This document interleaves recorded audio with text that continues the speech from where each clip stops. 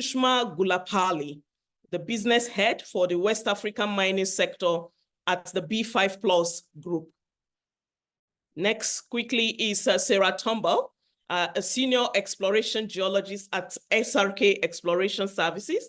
And we have Ndilisa Didiza at Kgothatso Innovations. Forgive me if I didn't call the name properly. We have Mashudu Lembede at Bureau Veritas Group. And we have also Fatoumata Diarra. I will have to run now. We have Engineer Lightness, Ladislau Salema. And these are the people we are going to be listening to in a few moments from now. So we have this author, and the first speaker here is Ndilisa Didiza.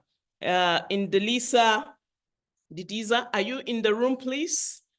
Just doing a quick check on that. You can please unmute yourself. If you're in the room, the floor is yours. Okay. Oh, yes, I'm sorry. Can you unmute now? Is it showing? All right, Ndilisa, the floor is yours. Thank you all for coming. God bless you. Hello, everyone. As introduced, my name is Ndilisa Didiza from Kgothatso Innovations, which is a location intelligence business that specializes in GIS, Geographical Information Systems, and remote sensing. I'm very honored to be sharing with you today, especially coming from not exactly a miner, but a woman who's running a business that operates within the mining environment. So I'm quite excited, and thank you to all of you, and of course to our hosts as well, for allowing me to share with you today.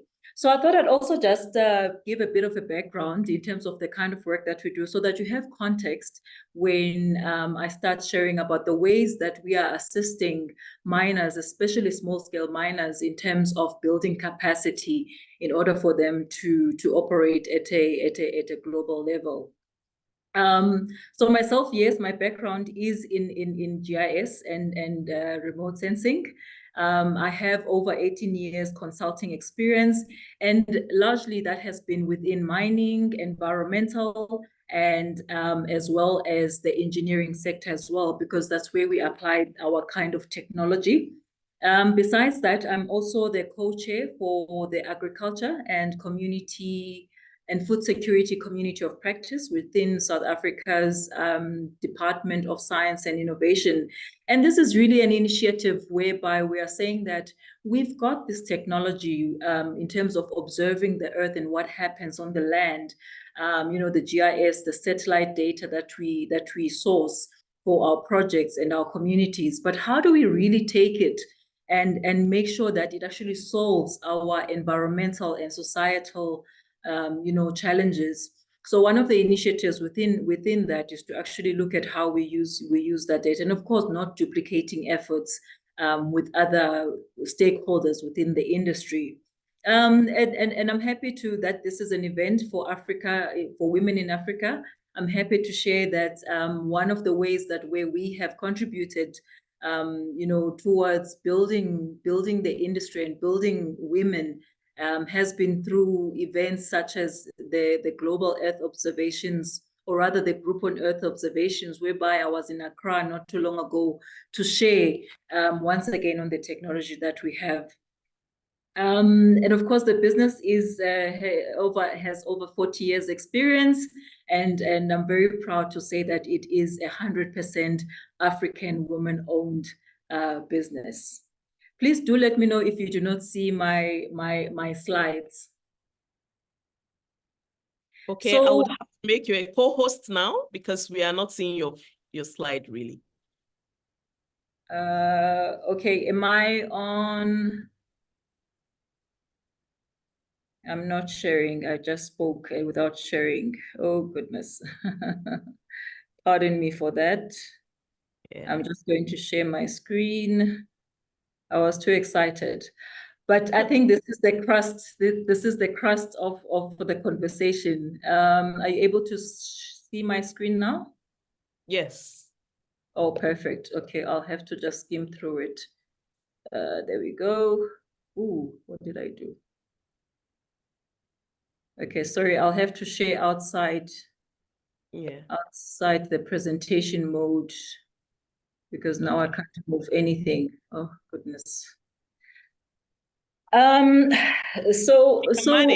can manage, we can see it. Okay, all right. Thanks for that. So when I was preparing for this engagement today, you know, one of the things that stood out for me that I feel very strongly about when it comes to building capacity, especially for our small scale and artisanal miners, especially women, was around the educating part, or rather creating awareness. And this means that as women, we cannot relax and not know what is happening around us. We constantly have to keep on educating and promoting awareness and being well informed. You know, we talk about, there's a lot of talk about ESG, especially at the moment. You know, don't get left behind. Are we part of those conversations? Are we making sure that our operations are contributing to that? You know, because having sustainable mining practices is everyone's concern. We cannot leave it to the bigger corporates or to the bigger companies, because when we are saying that we are planning or working towards, you know, operating in at global level, we need to make sure that we remain relevant. So one of the ways that I feel that as women we need to constantly do is also to train ourselves and make sure that we remain relevant, as I've said. So how can we actually do this? Within Kgothatso Innovations, we've identified valuable technical skills that we feel that women that are actually quite valuable within the mining and in demand within the mining space. If I can just touch on some of those in the time that I have with you today. When we look at exploration and resource management, for example, we are able to use satellite data to assist in terms of identifying focus areas. Now, this means that you can be sitting in the DRC, for example, and you are able to look at Zambia. And because we've provided that satellite data that allows us to actually look at the areas that you may be interested in, and rather to say, this is where you should be focusing on, because we've done the analysis, we've applied the science. And that also then goes further to actually help you with managing the resource that you have. Because remember now, as you are mining, you also have to make sure that you are taking care of the land, etc. So that's one of the areas. Secondly, I've touched a bit on the environmental monitoring. Again, the technology of using satellite data, remote sensing data, GIS data, allows you to make sure that as you continue your operations, you are aware of what exactly is the impact on the land that you are operating on. And therefore, you are able to take steps in terms of mitigating any harm to the environment. A very big one, land rights.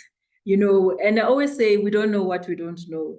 So here we are able to apply data once again, and this could be in the form of land data that allows us to make sure that we can manage the properties or the lands that we as women own.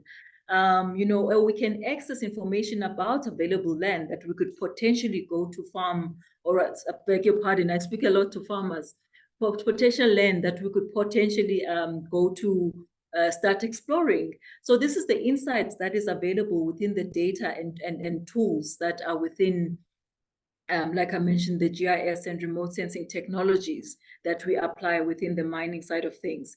And then, of course, we've got community engagements. One of the tools, for example, that I can refer to is a field data capturing tool that allows us to engage with communities, to collect data about the environments that especially the communities that we are in. How many people are unemployed?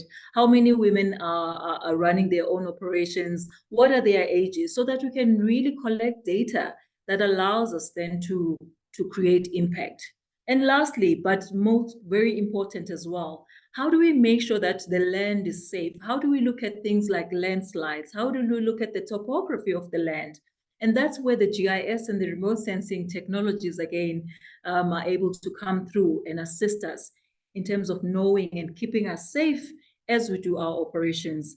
There's quite a few other areas that we could go into, but I'm always happy about these engagements because it really allows us to get the conversations going, and that's really what I had planned for today.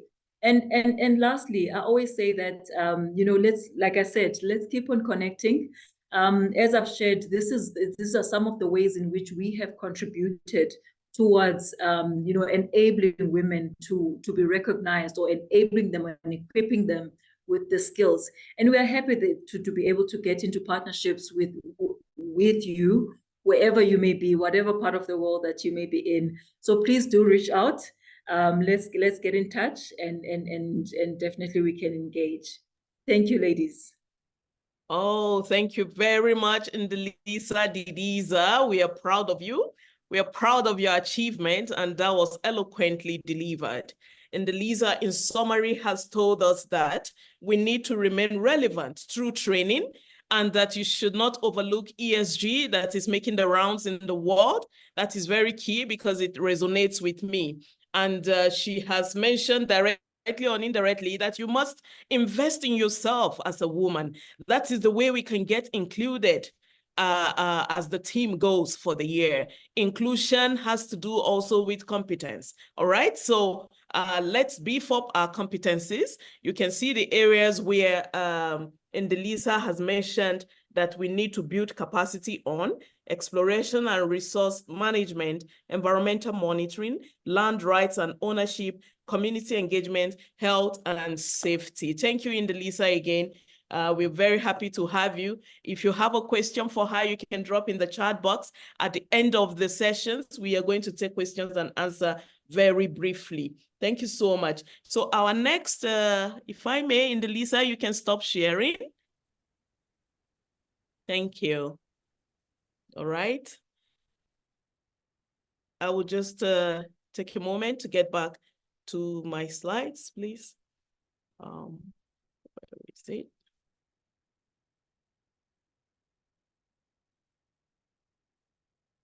Okay.